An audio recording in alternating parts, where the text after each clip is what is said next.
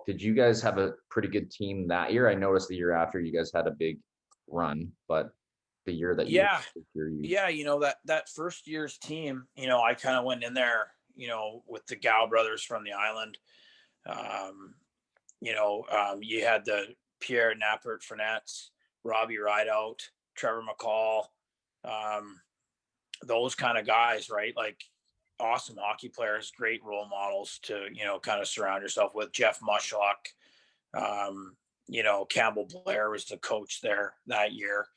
Um, you know, I think if I was trying to sum up like for the kids, like my kind of story, it's you learn as you get older. You learn kind of like, but if I look back at my whole career, like I can pick out points and say like, what would I say to kids? And I would kind of say like, okay, so here I am, and I tell this story a lot. It's like, okay, you want to take a guy like me at 16 years old, I was 5'6". So, but I was still a good hockey player. You know what I mean? But I was just little. And if you look at, okay, so where would you rank me in at 16? Where would I be ranked in amongst the hockey players in the 82 birth year? You know, I don't even know, top 30. Like I don't even know what to say, but it wasn't top 20. And I'm in the, say top 30, you know, by 17, you know, all those kids that made BC junior at 16, when I was on the outside looking in, now I'm coming in and getting 66 points. I bet if we go look back, they didn't have 66 points. So a year on a lesser team in junior B, growing some confidence and some experience and getting some great coaching with Grant Kerr, I came in to the same situation they were in and was performing better. So many people, they kind of get roped into, oh, I got to play at the highest level, the highest level, the highest level, but you're at the bottom of the barrel. Sometimes it's better to play a little bit lower but be near the top. And people don't understand that, especially with young children. It's almost like a war of attrition. And the difference between a 20 goal scorer and a 50 goal scorer isn't skill, it's confidence. yeah, Like, do you actually believe that you're going to put that in the net?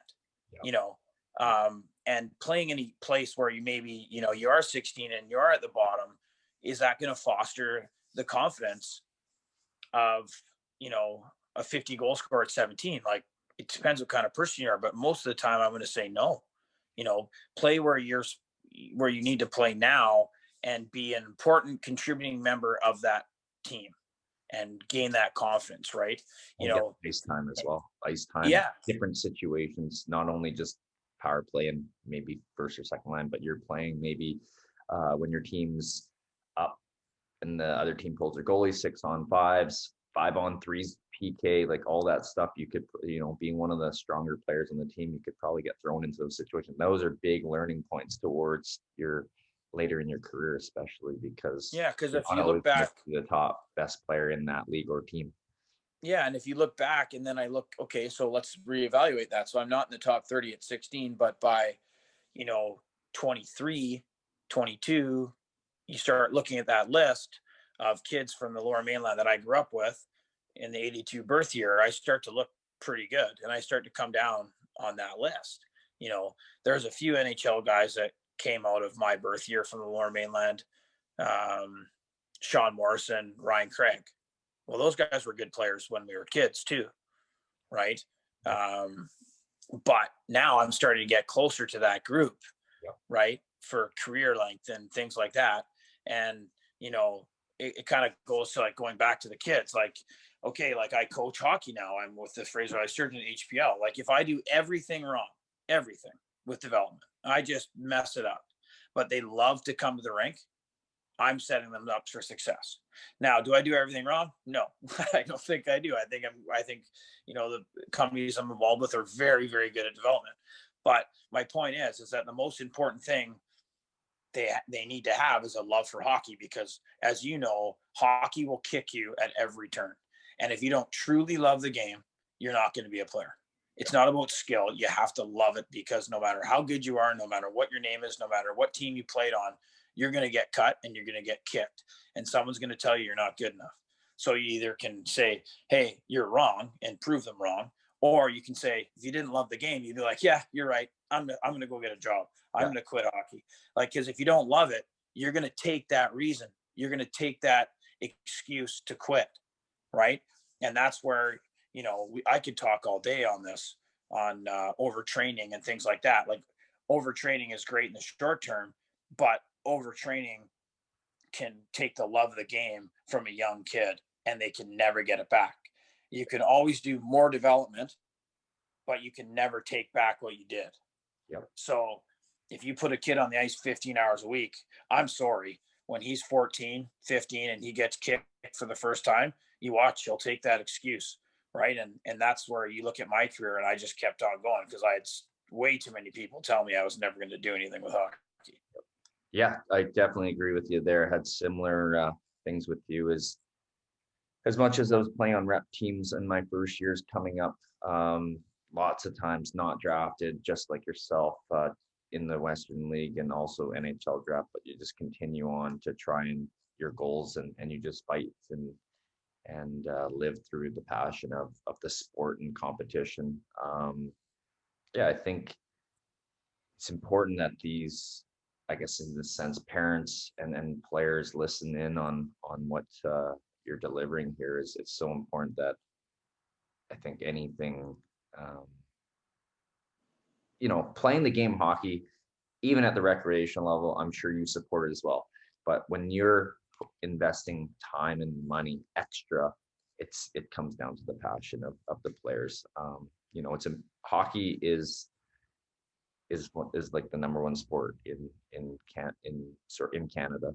Um, I guess you could say soccer's registrations are up there as well. But it seems like as you get older in your life, a lot of people either start to learn hockey if they didn't play it before, or they just seem to go play men's league because of the team culture involved later on. Yeah, and I mean, it's a life skill, right? Especially in Canada, hockey is a life skill.